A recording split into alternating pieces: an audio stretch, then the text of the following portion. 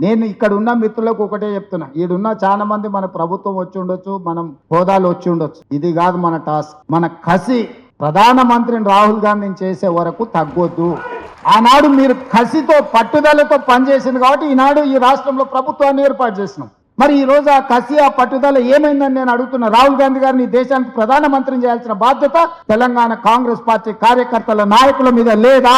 ఇవాళ కేవలం మనకు చిన్న పదవో పెద్ద పదవో రాలేదని మన నిర్లక్ష్యం ఉంటే ఈ దేశం నరేంద్ర మోడీ గారి చేతిలో బందీ అయి ఈ రోజు కులాల మధ్యన, మతాల మధ్యన, ప్రాంతాల మధ్యన చిచ్చు పెట్టి అధికారాన్ని శాశ్వతంగా ఉండాలి అని అనుకుంటున్న బీజేపీని అధికారంలో నుంచి దించాలి అంటే అది తెలంగాణ రాష్ట్రం నుంచే ప్రారంభం అవ్వాలి. ఆ కసి ఆ పట్టుదల రాహుల్ గాంధీని ప్రధానమంత్రిని చేసే వరకు మనం అందరం కష్టపడాలి. అందుకే మేము నిరంతరం ఎవరు ఏమన్నా ఏం మాట్లాడినా కూడా నేను మంత్రివర్గ సహచరులం అందరం నిరంతరం కష్టపడుతాం. We wanted to create a model for the country.